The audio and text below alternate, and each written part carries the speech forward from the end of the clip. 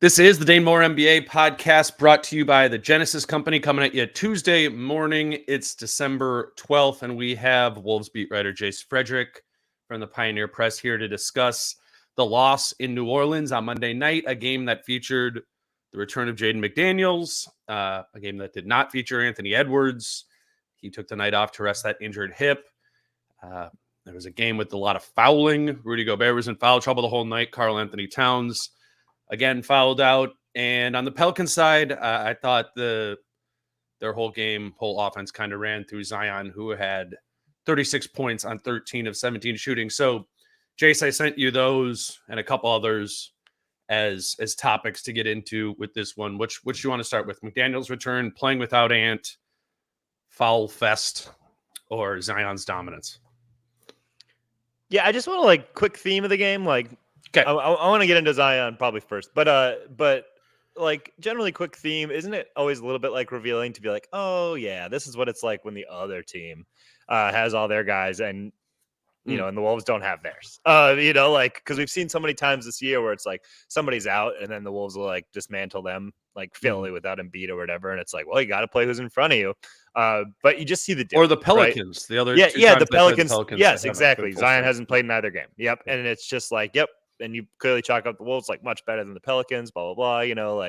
And you just see the difference. It is a top couple guys really kind of drive the ship for these teams. And the Pelicans at full strength are better than the Wolves without Anthony Edwards, just like the Wolves at full strength are better than the Pelicans without Zion Williamson. To me, there was pretty clear, last night's version of the Pelicans was better than last night's version of Minnesota. So it is just kind of a reminder of we have to take all of these results, and certainly consistency is key and whatnot, but with a grain of salt when so many of these games just aren't played on a level footing, like last night's wasn't for Minnesota. It's the unfortunate thing of the NBA regular season, but it makes it so hard to evaluate who's what. Well, and I'm thinking about it from the standpoint of this is a decent chance that this is a first round playoff matchup, right? Yeah, it could be. I mean, it's been 3 games where they haven't matched up, right? So right. I think they maybe play one more time this season.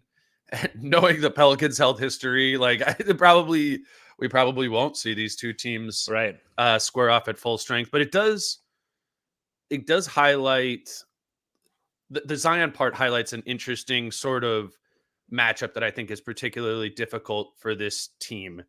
Or they are trying to figure it out when it's Zion or Giannis or whatever. It's a big that wants to barrel down and attack offense through them. I'm not sure the Wolves know how they want to match that, right? And obviously that's difficult. It's Zion or Giannis who are elite at that. It's the type of player who's probably a little too big for Jaden to guard. Yep. And not that, I mean, he's guarded Zion in the past, but on more broken, worse Wolves teams, obviously pre-Rudy. But I wonder about that type of matchup for this team and what the best way to handle it is. I thought they kind of went with the Jokic on Zion, where it was Cat, take that matchup, and Rudy is going to be the help there. That plan gets derailed as Rudy picks up 2 fouls in the first 3 minutes. So again, even in the context of that small element of the game that we might be able to extrapolate out into the future, it all kind of got wrecked by Rudy being out. Did you think about that at all? Of why is it Cat, or what is the matchup here? Part of me goes what? Maybe just Rudy on him. I don't know. I don't know what the answer is. I agree with you. I mean, I very much looked at it the same way as you did. I didn't put too much thought into it, but I was just yep, this is what they would do with Jokic, and that's why they're doing it. I mean, now I think you can look back at it and be well, they're not really the same type of player. And Zion really gave Cat problems in that he went downhill pretty decisively. So even when Rudy was in there, rewatching Zion's shot attempts this morning, I said that too, Rudy, it was tough for Rudy to get into a spot where he can even impact it. And just to give Zion credit, his finishing package from 5 feet, not right at the rim, but from 5 feet was crazy, tremendous. Man. I mean, he was hitting a lot of shots that it's not unusual to see a guy shoot 50% on those, and he was hitting the majority of them. He got to that spot on the court, but that's not an automatic finish there. And he was just finding different ways to put the ball in the bucket. It was really impressive. Yeah. Where do you think Finch is at, like, with that and those matchups? Or, I guess Embiid is coming up next week. There won't be anything like this with Miami or Indiana or Dallas. Um, but do you think that is all year going to be the thing he wants to do with Rudy, is keep him out of the primary matchup and use him which I've talked about being a weapon. I'm not questioning Yeah. But you think the decision. just if we think it's like the rule, basically. Yeah. That's what. Yeah. Do you think it is the rule that they keep Rudy off ball, or are there matchups where you go, nope, we want to shut this off with Rudy? I think it's like if somebody is going to be on the perimeter and then they are consistently the attacker, like if it's like an isolation type player, like then I do think that they would much rather have Rudy lurking as that rim protector. Mm-hmm. I feel like that's kind of it. So like that's where like at the game's outset, I totally understand going with like a cat on Zion. Like it made sense to me at the very beginning, and then you see like I think like as you just see like Zion really starting to roll, you wonder like should you switch it up? Should you try something else? But I get that alignment, and I would get it against almost anybody. Frankly, like it. Maybe if somebody plays more in the post, I would trust him more with like a Rudy on him. So like Embiid still plays some in the post and whatnot. I think it's like, about the other big two, right? Like, yeah, it works. The one it's worked the best against is the Jokic Gordon front court, right? Yeah, because Aaron Gordon's not his own offensive threat. And they often then, when Cat is on Jokic and Rudy is ignoring Gordon, Denver tries to put Gordon out on the perimeter, right? They have him handle, maybe he spots up in the corner.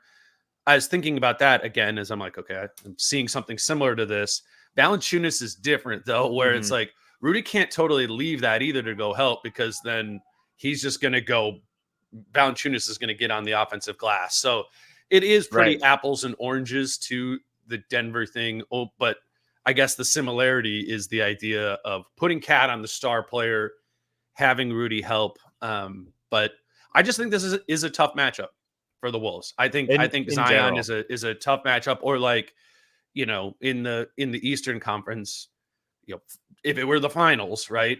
I think Giannis and Milwaukee, provided they're in a good enough place to be comparable to Boston to be able to get there, that might be a harder matchup for this team. I know, super premature, but I think about that matchup being tough.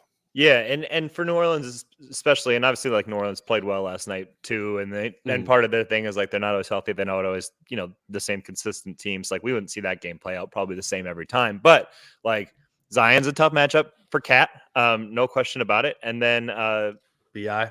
And BI is a really tough matchup for Jaden. Like Jaden just doesn't give BI many problems. Like you remember in the first quarter of that game 82 last year, like Brandon Ingram just had his way. Yeah. I mean, and then Jaden eventually ended up in foul trouble and punching a wall. And like I think part of the frustration is the fouls, but also like he just can't really give Brandon Ingram much for. Well, issues, they're just like I think you tweeted that last night, right? Where they're like the same size. Yes. And part of Jaden's weapon when he is guarding these perimeter creators is the ability to like kind of tarantula them, and make them change their game. Yeah. Where Brandon Ingram's still taking all the same shots he would always take, and he might be off, might be on, but like he's just not bothered because that's his game anyway. So many of these like mid-range shots and whatnot, but like he literally looks longer than Jaden, which is just not crazy what we're used to ever seeing. Yeah. I want to get back to Jaden a little bit later. We'll talk about him being back and ripple effects of that. The main things on each side of the ball were Zion, right? The Wolves defending him. And then offensively, it was playing without Ant, which meant playing through Cat. And you texted me like right at the beginning of the game. You're like, why is Ingram guarding Carl? And what I said back to you, I'm like, it's gonna be Herb Jones, like real quick here. And it was, which is an interesting progression through the game and a pattern for many years now, with how teams try to start guarding Carl legitimately, and then they put the small on him and the aggressive doubles, and Carl usually kills the first matchup and struggles if he's not getting help to beat the double team matchup. That's exactly what happened last night. He had 15 points in the first half, 2 in the second half, and a lot of that came early when Ingram was guarding him.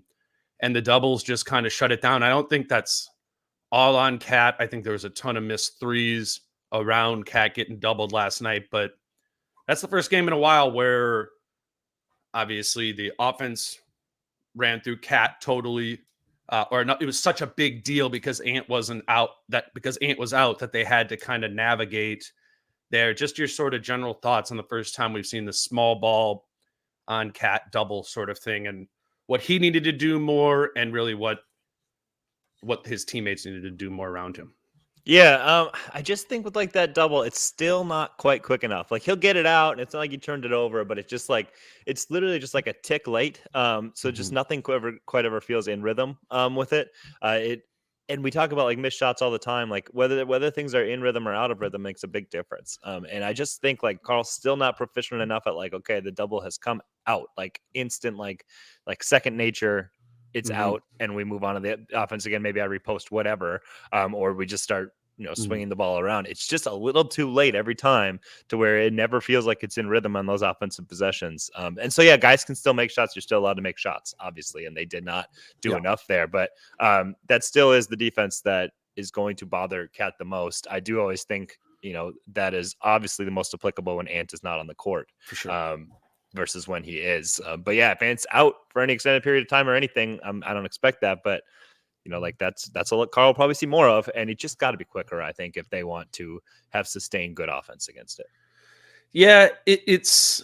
I think there needs to be a quicker hook on it, probably too, right? Like just not going in the post, basically. Yeah, But then on the perimeter, like Herb Jones was just giving him a lot of problems in the perimeter too. So like when I would just personally, I would, after seeing the struggle of the doubling in the post, not specifically Coral struggling with it, but finding, I like what you said, rhythm. Like there wasn't rhythm around playing out of the doubles at all. And to me, I would just invert it and put him on the top of the floor and have Rudy down, play pick and pop with Mike, or use Carl from the top of the key. And I know you're trading off him having to play through doubles to get his own shot versus him having to drive through a lane where they were clearly super condensed in on him. So I'm not saying either of those are great options. It felt, at least to me, a little too much of like pressing the, okay, go back to the post button. Okay, go back to the post button. Right. Particularly when those post catches are coming at 16, 17 feet. As always, it's and it's tough when it's that little feisty dude that's just trying to push you out to do. It's actually harder, I think, to do your work early to get that deep position when it's 6'5" Dyson Daniels on you or whatever. But it has to happen, right? Because that's that one time where you seal him deep, you just catch instant like hook shot bucket, right? There wasn't enough of that. It was deep post catches. Carl started thinking about passing out of it as passing out of the double team. I don't know, felt a little bit too much of it, and I would have liked to see it inverted to the top of the floor. But the bigger problem was there just wasn't enough offense out there around him, I don't. It's disappointing that he only has 2 points in the second half, but I think part of the reason he only has 2 points in the second half is nobody could really do anything around him to open him up to have a single coverage opportunity to get a rhythm going there. And that's a broader theme of this season, right? Is the offense struggling when Anthony Edwards is off the floor. And for as great as this season has been, that is, I don't know if it's a low-hanging fruit, but it's a fruit that they need to figure out, right? Is how do they generate more offense in the non-Anthony Edwards minutes? Whether it was tonight or just in general, what are you thinking about? What are the answers there to get some, or potential answers to generate more offense with no Ant out there? It's tough because I think so often now you're playing with like a bunch of hesitant players out there when Ant's not out there. Maybe less so last night for Shake Milton. It's coming across a little bit better, but in the half court, like he's had such struggles that he's been hesitant. Kyle Anderson, obviously, with like the shot and just the hesitancy to take that and the lack of success with it. So like, it's tough to get the proper spacing. It's tough to get guys making the quick, correct decision because so often the correct decision is just to shoot the ball. So like I just don't feel like they have any rhythm or anything that they know they can go to, or like anytime like they generate good offense, it's not it's falling in the hands of the wrong person or that has not finished the play correctly. So when you have multiple guys like that on the court, it's tough to do anything well offensively. And when Ant's off is most likely when you are going to have a few of those guys on the court right now who just are second guessing themselves on that end of the court. Like I don't think like unless Shake can really get things going offensively, I don't know if Kyle and Shake are super compatible right now. Yeah, that's the thing, right? It's the spacing or the shooting ability or spacing ability of the players around not just Carl in the post or Carl playmaking on drives. It's you need spacing around the Mike and Rudy pick and roll, right? Right. And it's clearly, to me at least, showing up in the scout of way more boxes and elbows, even on guys like Troy Brown Jr. They're Yeah. kind of like, well, it seems a lot like we'll live with Troy Brown Jr. making 4 of 8 threes Yeah. tonight, Yeah. And it we might know not this, risk. like Troy's a decent shooter. Troy's not like this career knockdown shooter. Like he's had a nice stretch here. Like I Mhm. think the book out on him is going to be like, yeah, maybe he'll hit him, maybe he won't, like, and that it's not, that is where like one thing this team could add is definitely like another like dead eye shooter, or at least somebody with that type of reputation to open things up. It's one option of things they could look for. What do you think about, like, are there answers on this roster to improve that offense without Ant? Do they have enough internally to be able to make this work? Their offensive rating with Ant off the floor is like 110, which is the equivalent of a bottom 5 offense. They have not had enough offense this season. Do they have enough internally on the roster now? You have Jaden back. You have a healthier team, like, or do they need to add another? I know it's early, or do they need to add another player? What do you think? I don't know. I kind of go back and forth on this in my mind. Like right now, their bench scoring is okay. So when everybody's back, obviously, then on your bench you've got Nikhil, Kyle, Nas, and Troy. Mm-hmm. We're thinking those are probably the 4. Like, is that enough bench offense? Nas certainly can give you 15 easily on any night. Troy is just kind of, it does kind of come down to whether those jumpers fall or not. Kyle's got to find his way on that end much more consistently. I don't think that group. They don't play together. I get. I mean, that's the it's thing. not like it's not a wave thing. Yeah. It's just like, is that enough? Is that Yeah. enough just to play around those other guys? Like is that enough with like a Carl, Carl, Jaden, and then 3 of those guys? Like, can you do those types of things? I'm not sure. I think it kind of needs to I see think like if the full answer unit is that if again. you're not sure, the answer is probably, again, if we're setting the bar high of like going somewhere in the playoffs, then the answer is probably you do need to add something. And that, again, we've talked about this too. What is that? Is that the movement shooter? Is that the Malik Beasley, right? Are you adding that archetype of player, or is it the scoring point guard, the scoring playmaker, the Bones Highland, right? Like those different archetypes of bench offensive, weapons on this team. And we probably, I don't know the answer to it either. Because I would be there's a lot of time. fearful. I would be fearful of adding like a movement shooter, poor defender, and all of a sudden your second unit gets a little lax defensively, and then the other team gets going, and now it's harder again for like when Rudy checks back in or whatever to like you've kind of lost your defensive tone that you'd set, I think you need to know like how confident you feel about insulating said bad defender into your team, right? You look right. at like, oh, it's the number one defense in the NBA. If there's ever a team that could inject a poor offensive player, or sorry, poor defensive player that gives you offense, you would think it would be the number one defensive team. But in the context of this group, this player would be coming off the bench, whether it's the movement shooter or the bucket getter point guard against the Bones Highland. Like then they're playing with Nas and Carl, which is your group that you don't feel as good about insulating. Right. You need to have some different matchups and stuff there, which I think is all a classic good example of there's like 30 more games until the trade deadline. Correct. To be able to figure out more of these things, more theoretically games. Watch the healthy team play, and see if they can figure it out. Mm-hmm. All right, let me grab our first break here. Today's show is brought to you by Prize Picks, and I thought there would be a chance that you, the listeners, might be watching TNT tonight. There's the Mavericks Lakers game, and then I think it's Warriors Suns after that. The Wolves do play Dallas on Thursday, so that's the next game too. So I'm gonna be watching this Dallas game. Dallas has a lot of injuries and stuff right now, so as we are recording this at 10:30. Not a ton of Dallas stuff up there, but you can see more or less than 33.5 points for Luka Doncic. They got LeBron, Anthony Davis, all these other different guys up there I always like these combination ones.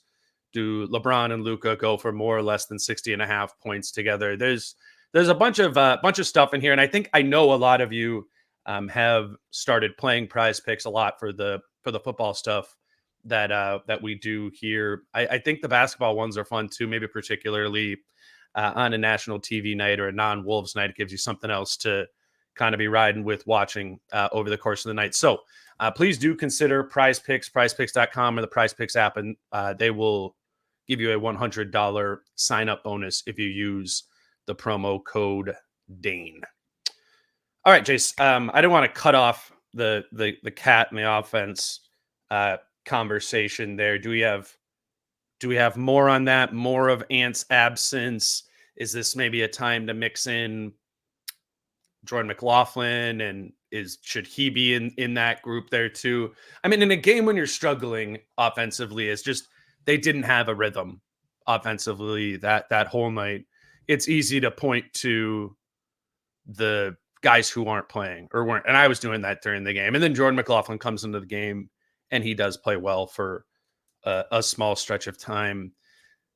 I think it is my opinion that I think Jordan McLaughlin should be playing over Shake Milton right now, but I'm trying to see the other side of it too. I'm trying to understand, like, big picture, does the Shake Milton size and maybe shooting ability and bucket getting, is that worth the potential of that worth continuing to play him and continuing to ice J-Mac out of the rotation? I think this really does connect to the greater question of how do you generate offense when Anthony Edwards is off the floor?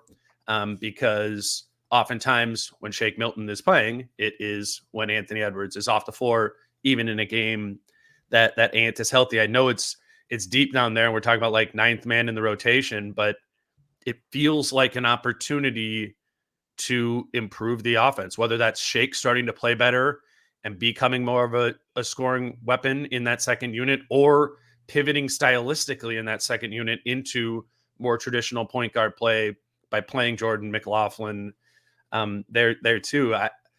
I don't know. It's as good as it's been through 22 games. It feels like if there's something that can and should change in this team, that it might be here at the end of the rotation.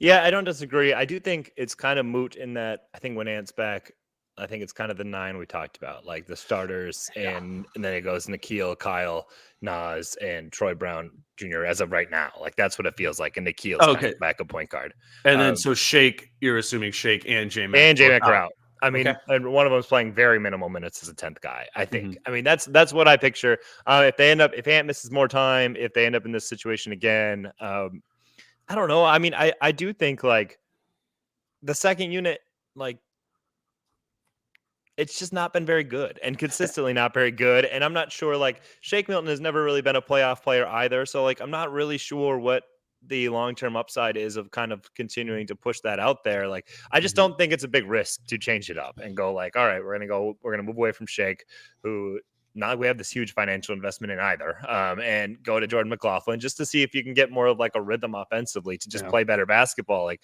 get Nas Reed going in different things on a night-to-night basis. Like he's done a better job of late, but like I think putting in J-Mac Nas pick and rolls, like that's an automatic like jump starter for Nas on a nightly basis when you do need not bench isn't scoring. That just if the offense gets better, the second unit or more of these second unit laden lineups, like if it gets better, it's because it goes through Nas more, right? Or Nas generates more efficient offense, whether that isn't pick and roll or something else to get downhill. I mean, I'm just looking at these bench players, Nickeil Alexander-Walker, who I love the role that he's playing and doing every single night, but there's for sure limitations offensively, particularly in like self-creation or simple creation. Like you can get Nickeil Alexander-Walker in action and in a clean spot, and it's not necessarily super profitable. And even Kyle Anderson, sometimes now too, you go down the rotation further and further, Shake, whatever. Like, it just seems like if more offense is going to come out of the second unit, it's going to come via Nas. And I don't know, maybe I'm thinking about it too simplistically, but putting Jordan McLaughlin next to him and running some pick and roll makes a lot of sense to me.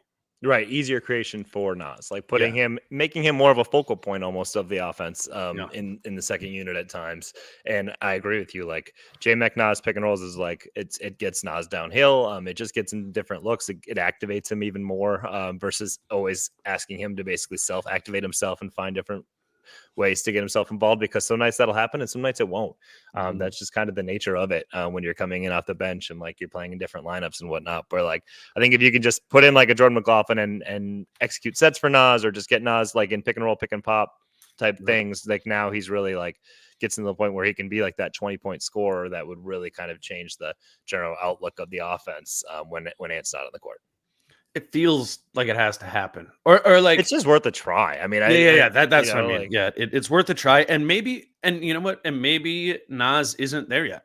You know, maybe he won't be able to consistently give you that. It just to me feels like often that he has a smaller bandwidth within the offense than what makes sense to me, or what I feel like I'm seeing that group needs. I mean, at the end of the day, when you're healthy, when you're not in foul trouble, maybe this is a good way to peel off over into foul trouble and stuff. This team should be able to generate enough offense through the staggering of the lineups of their four best players, right? In playing Rudy and Mike together once they're removed from Ant and Cat. Like, this team should have enough offense just with those four, right? If you do the lineups effectively. And so maybe we're overlooking at, need more from ninth man Shake Milton or seventh man Naz Reid, when in reality, you probably just need even better offense from your five starters. I guess we put Jaden in there as well. I thought it was really, discombobulating for the team last night to get Rudy in foul trouble. That obviously throws off the defensive rhythm of this team, but I felt like they missed Rudy offensively last night too, after he'd become so much more of a rim rolling and diving threat over the last couple of weeks. And just with foul trouble in and out of the game, he just was kind of sloppier, a lot of obviously bad passes and that sort of thing there too. But I just noticed, he took himself out of it, but I didn't really realize how much offensively I felt like they needed Rudy. I mean, sometimes the defense just turns into offense too.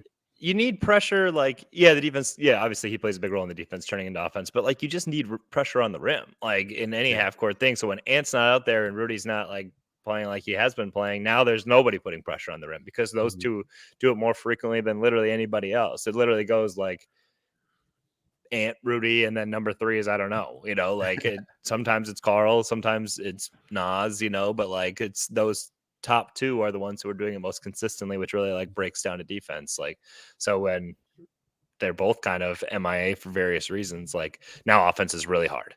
Yeah. It was, I don't know. What did you just think about like the fouling overall last night? I found myself giving Rudy grace, but also being frustrated with the overall sort of vibe around fouling in the last game. There was for sure some ticky-tack stuff. I thought they were calling like a lot of blocks and stuff on the perimeter, but I'm thinking about some of the other things that are patterns of over and over again. Jaden committing fouls. Carl fouled out again in this game. He leads the league in fouling out now. I don't know. I'm torn between the idea of like some of that looked ticky-tack, but at the same time, a lot of this stuff is happening over and over again. So why should I, in my mind, put it all on the refs too? I think it's a part of the identity of this team, or at least a few players on this team, is that they fouled. What were your thoughts on the fouling last night?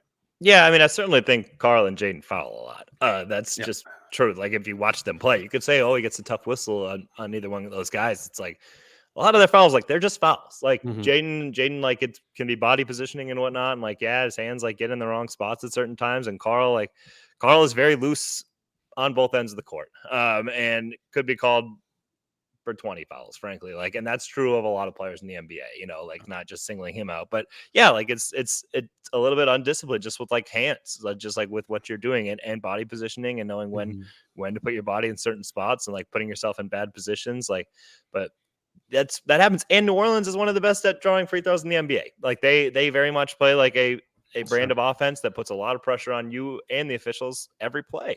Zion like is barreling down, like you're probably following him somewhere along his drive to the hoop, you know, like Valanciunas plays very physical brand. Like they that's just what they do. And like Chris Finch said, I think a couple of weeks ago in regards to Minnesota, like being a better team this year of like getting to the line and not fouling, like the aggressive team gets the calls, the aggressor gets the calls. And that's just the way it's always been. Well, last night, New Orleans was the aggressor. Like and there's no question about that watching the game. So yeah, they got the benefit of the whistle. That's what happens. If it benefits Minnesota like it has on so many nights this year, the one night where you are out aggressive, no question you were, you can't be surprised when it goes the other way.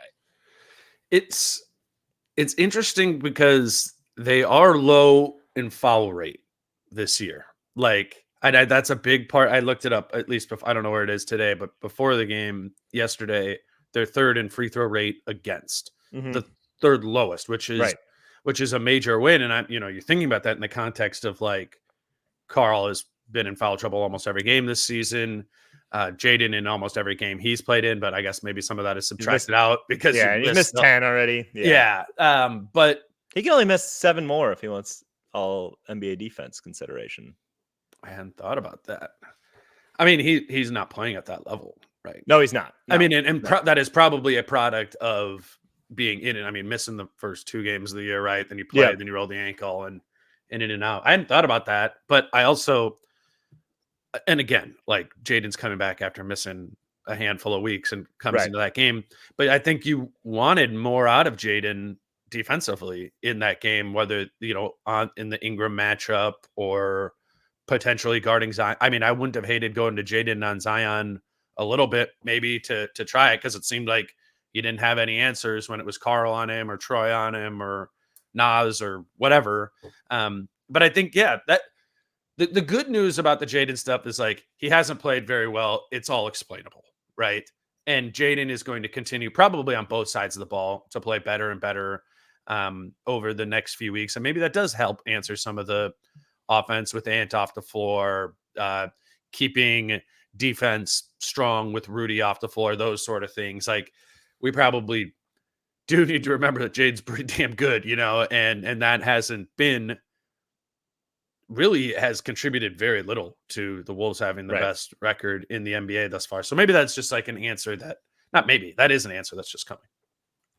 Yeah, I agree. And I think it'll just, if we might be a week from now and be like, yep, Jaden's back, looks like himself. Like, first game back is always going to be kind of weird. This has just always been a bad defensive matchup. Like I said, like, I wouldn't be surprised at all if he plays Dallas, locks Luka down, has, scores of an efficient 15 points. It was just kind of like weirdly, I don't know if he's trying to play himself into the role, but he was a little weirdly aggressive for moments of last night's game, like right when he checked in the first time. Right. And I understand like maybe trying to play yourself into a little bit of a rhythm and shake the rust off or anything, but it's just weird when that's not usually who you are. And now you're doing it in your first game back for a while. Maybe he felt like that should be kind of on him, given the so what he did players last around year. him. Yeah, remember when Ant with the ankle last year, the Chicago game? It's like Toronto and New York. Yeah, there was he's that. scoring 25 a night suddenly. And he's looking for a shot more, which I think like.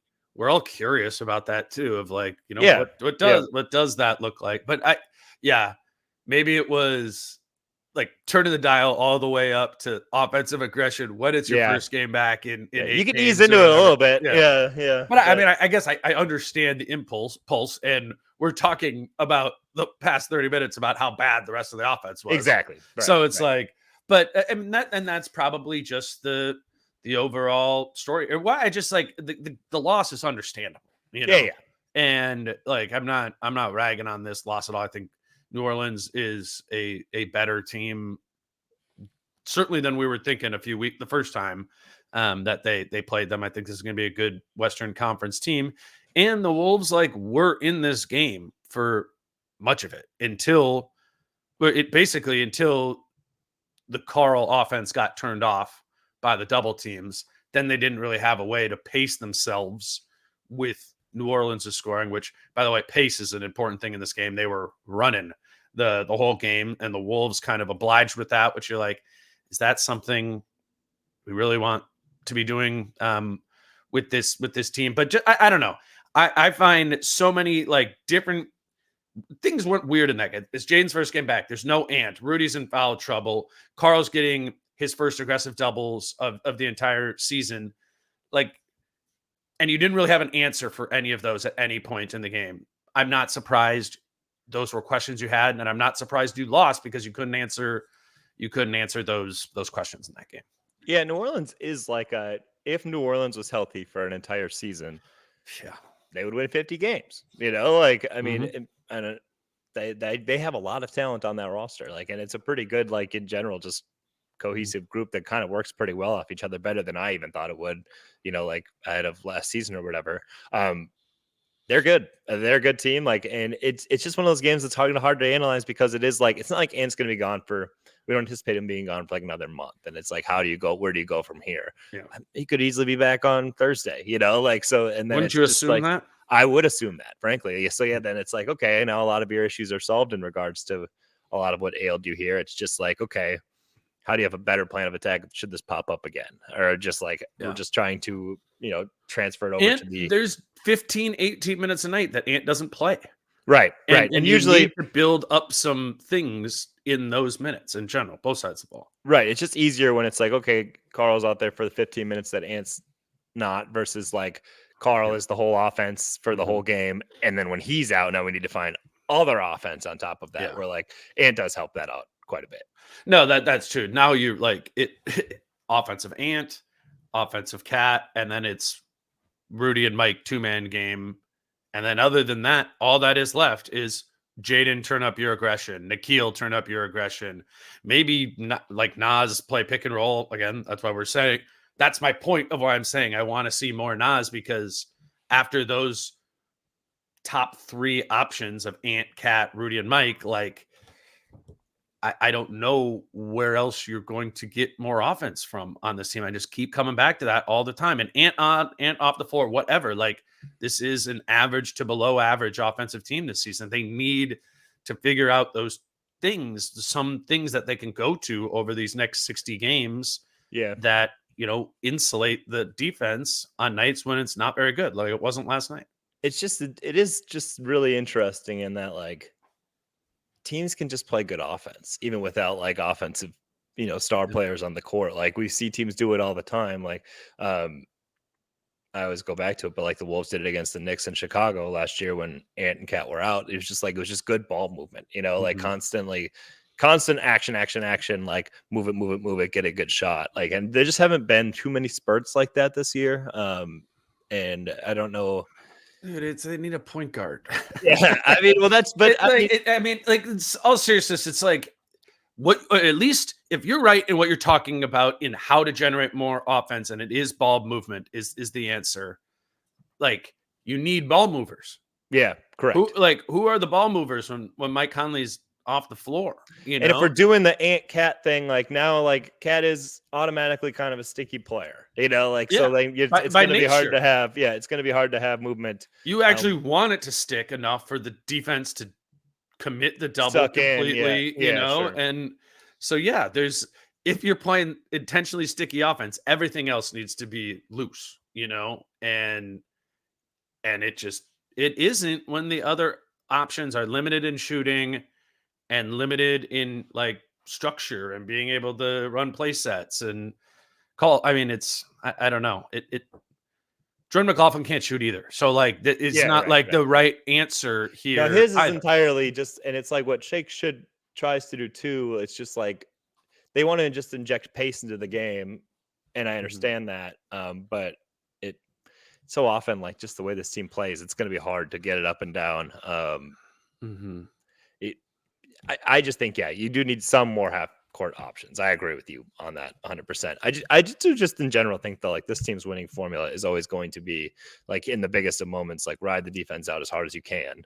And then rely on your scorers to score, like, and I just think like they should survive the minutes where things are like not optimal personnel with their defense. And so like, I wouldn't be super willing to sacrifice that. I just feel like that's not setting a very high bar for yourself. Like, okay, yes, like the best thing about this team is the defense. And like, if you can nullify other teams' offense in the half court, and you can be a better half court offensive team on the other side of the floor because you have Anthony Edwards and Karl Anthony Towns, like, win. And it is winning over and over again. Again, I'm thinking like bigger picture, and for the playoffs, like, that defense is not going to be as dominant. It's not going to be as much better. Yeah. Against better and better teams. And then that delta between your half court offense and theirs is not as big, particularly then, in your half court offense, if Cat's in foul trouble or he's getting double or whatever. I just think there need to be more additional things that you go to. I don't agree that they should just be like, yeah, our offense is our scorers isolate and score. I don't like it. But I'm mostly saying in terms of like bringing somebody in, like a shooter or whatever it might be. I don't think whatever you do, I think you should do better things with the guys you have on the court now. Like, look for solutions among the guys you have on the court. I would not sacrifice like the defensive integrity of your personnel to try to get a few easier things offensively. That's what I don't think. I don't think you can lower the bar of your defense in the sake of trying to create better offense. Yeah, no, I'm with that. And again, this is why it's going to be interesting to think over the next couple months here of like, they're going to inject something into this team. Yeah, I'd be very surprised if they stood pat. Yeah, and what is that thing, right?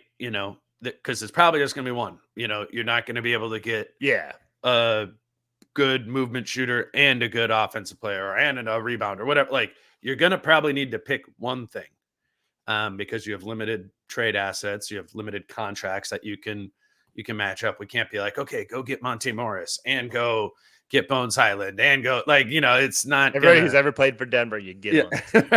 Well, that is gonna be, you sign Austin Rivers from off the street. Yeah, right. Bring him back off guard. Anything else off of that? I mean, we kind of ripped through a lot of this stuff pretty quickly here.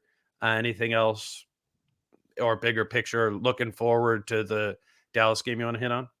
just in general, like, I think there is a lot for this team to prove over this stretch because, like, and Dallas is another chance. We'll see what Kyrie's status is for that one. I don't know how much longer he's going to be out, but I was looking at their injury report. Is he even for sure out for the Laker game tonight? It says game time decision for Tuesday night. For him so probably a good chance that he plays Thursday. You would think. And then anyway, like Hardaway and Kleba and Grant Williams are all expected to be out until at least today, is what the injury report says. Josh Green is the only one I think that is for sure going to miss that game. Okay. Otherwise, but yeah, say Dallas is somewhere near full strength. Like, I still just think like this team, one thing it hasn't really done is beaten like a good full strength team on the road, unless you count Golden State as good, which I don't. But but an actually good team on the road at full strength. Like, and there's not like there've been tons of opportunities to do that. That's I was to say, like, what are the other options? They lost to the Hawks, who are okay, and they've beaten. Why am I blanking? They have to beat somebody good on the road. Is it they haven't been home the whole time? They beat the Warriors twice. Yeah, the Warriors, Memphis twice. They beat the Pelicans without Zion by one. No, this is a good point. I had a thought that the Wolves have not had a good road win outside of Golden State. I mean, I'll give the Golden State one good because they won both of them. Yeah, I mean, Steph didn't play. That's true. And then Clay and Draymond were out of there. And okay, that's fair. I mean, so good point. Like, this is an important stretch to be able. I just don't feel like the quality, like, and they've beaten Memphis twice for sure, but like, I just don't feel like they looked as good on the road, like in general, than they do at home, and that's natural. But just finding ways to continue to get better and better and look more and more like the dominant team you often are at Target Center. Finding ways to get that to translate. I think they have to prove that they can do that they can be a top tier defense, all these things against good teams on the road. And to that end, like, that's why it's awesome that Jaden is back, which gives you your best shot against Luka. Right. And then hopefully Ant can play in that game too. And the combination of those two things back together functioning, Karl kind of falling back into his 1B role after being last game 1A with a bullet, Rudy, staying out of foul trouble, being more effective. I mean, that was just overall probably Rudy's worst game of the year, right? Yeah, and like you said, like there's complicating factors that go into that. Like early foul trouble can kind of throw off anybody. But yeah, it was not. In no way did I feel like Rudy dominated like any portion of that game. Yeah, which is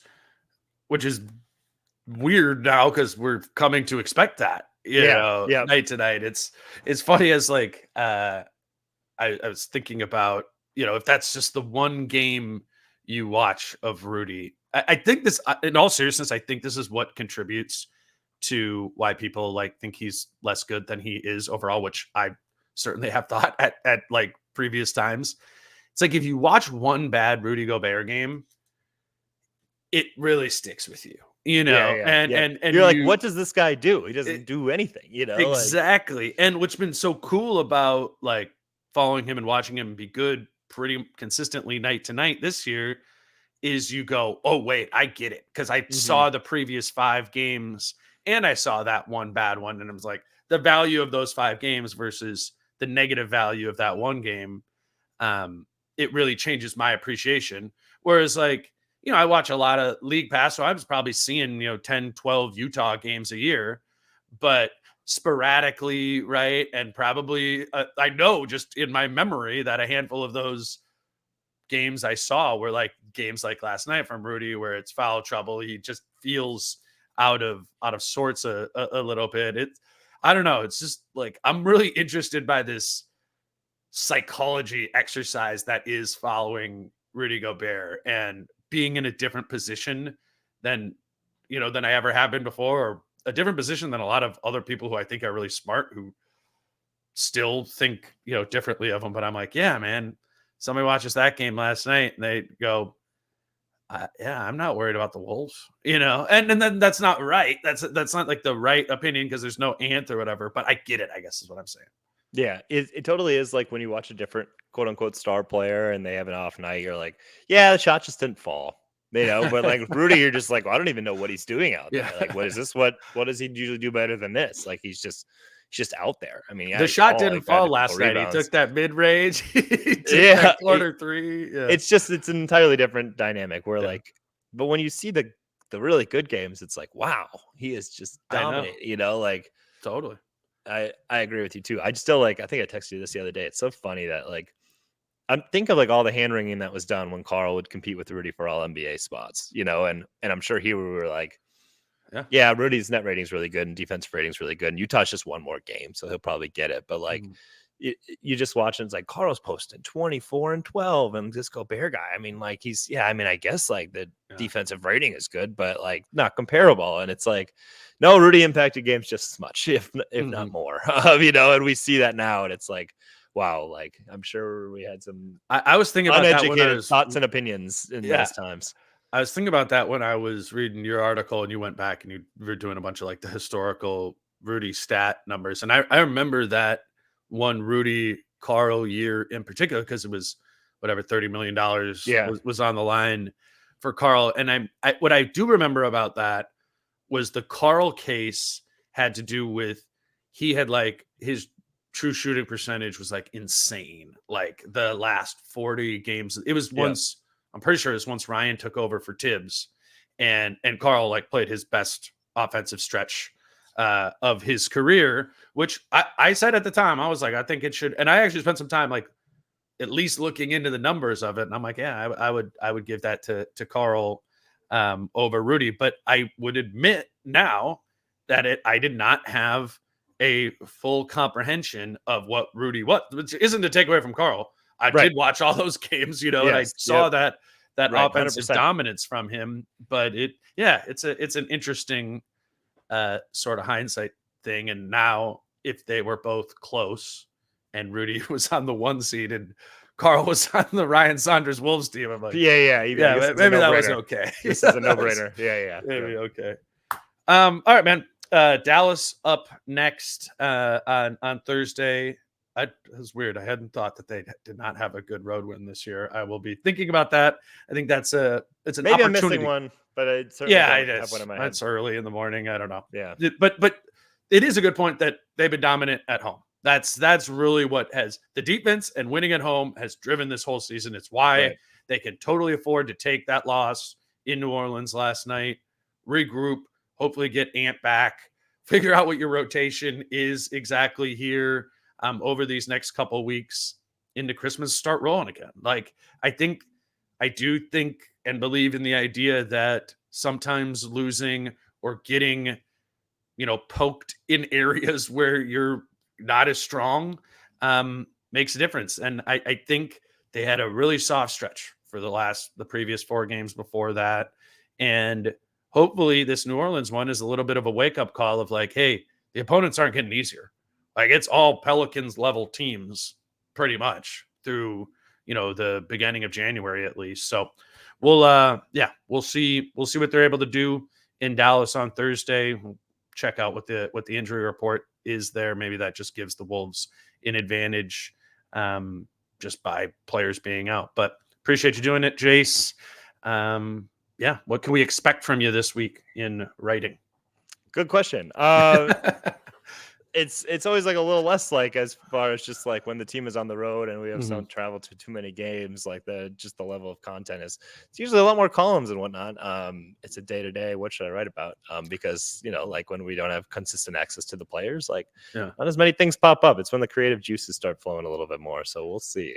TBD, very TBD. Well, that's what I'm also thinking about it. Figuring out me and Britt, I should say that too. Me and Britt, we moved Jace up to Tuesday just because this is a Monday, Thursday stretch. So we did this Jace episode today. Britt and I are going to actually go on Wednesday afternoon there too. So I will also get the creative juices flowing, probably rewatch the game and find something to go off there. Always appreciate you coming on, Jace. Read everything Jace does over at the Pioneer Press, and you can follow him on Twitter at Jace Frederick. Until Wednesday afternoon with Britt, he's Jace. I'm Dane. Peace out. How I'm feeling, man, I hope it never stop, yeah. Green and hot so you can find me in the crowd, yeah. Don't